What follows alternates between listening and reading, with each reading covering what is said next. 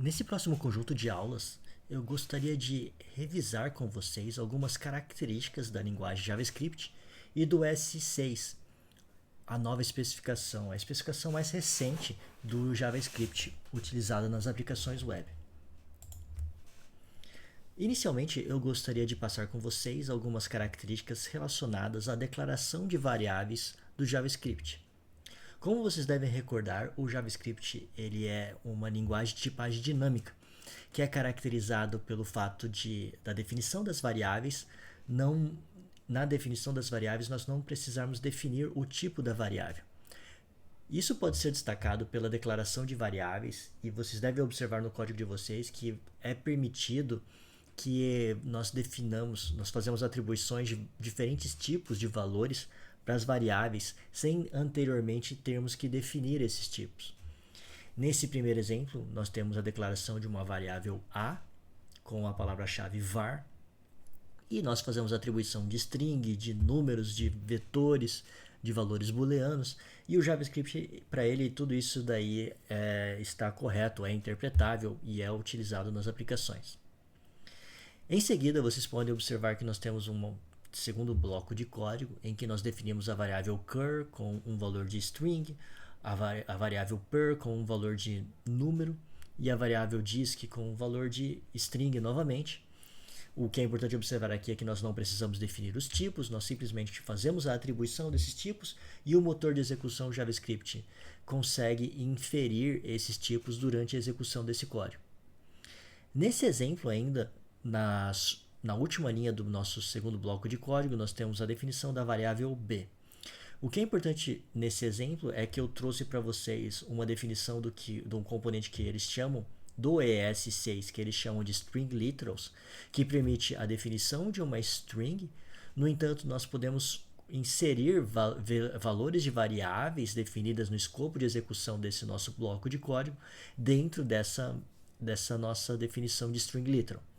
A definição de string literal ela é realizada no JavaScript com o operador de crase, como vocês podem observar. E dentro desse operador de crase nós definimos uma string, podendo quebrar linhas ou inserir indentações, por exemplo. E dentro dele nós podemos inserir valores de variáveis que vão ser substituídas quando essa string for gerada. Para inserir as variáveis dentro desse operador de string literals, nós utilizamos o cifrão, abre e fecha chaves, e dentro das chaves nós colocamos a variável que nós queremos ter o valor inserido dentro daquela string. Nesse nosso exemplo, nós inserimos o valor da variável char, da variável per e da variável disk, e como resultado a variável b ela teria um vetor como representado ali com a string com os valores trocados, considerando os valores das variáveis definidas anteriormente. No JavaScript, no ES6 especificamente, nós também temos a definição de constantes no JavaScript por meio da palavra-chave const, sendo que essas constantes normalmente nós não vamos conseguir alterar esses valores. Um ponto a ser destacado é que nós definimos a constante do tipo b nesse nosso código. Observem que a constante do tipo b ela trata-se de um vetor. Como tal, é uma variável de valor complexo no JavaScript, então ela é definida como uma referência, não como valor explicitamente. De forma que, nesse caso, a constante b ela vai ser representada por um vetor. No entanto, os valores dentro desse vetor podem ser removidos e inseridos outros, sem que seja gerado um erro de execução, apesar da variável b ser uma constante, justamente pelo fato dela fazer uma referência, dela representar um ponteiro no nosso código JavaScript.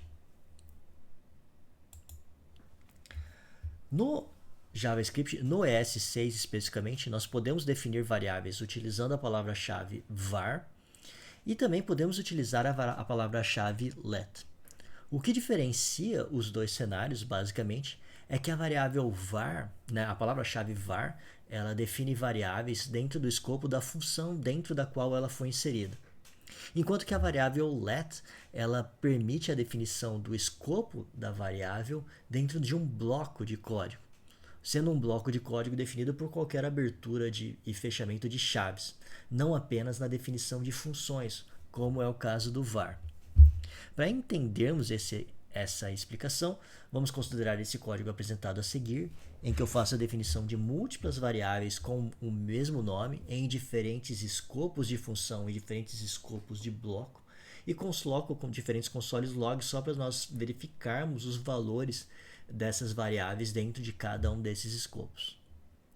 Para entendermos a execução desse código, inicialmente o que vocês vão observar se vocês executarem é que o resultado vai ser esse que eu estou apresentando para vocês. No primeiro console log vai aparecer 2 e 3, no segundo 2 e 300, depois 13 e 100.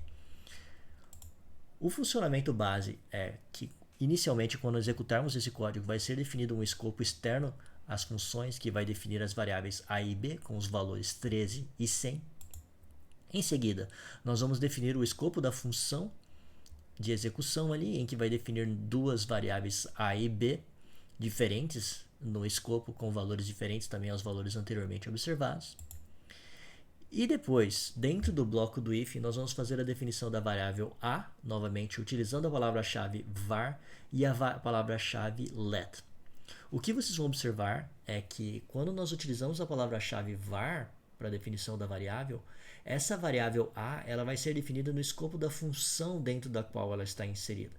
Então, essa nova atribuição de a recebe 2 vai alterar o valor da variável a no escopo da função dentro da qual ela foi inserida. Então, ele vai alterar o valor de 12 da variável a para o valor 2.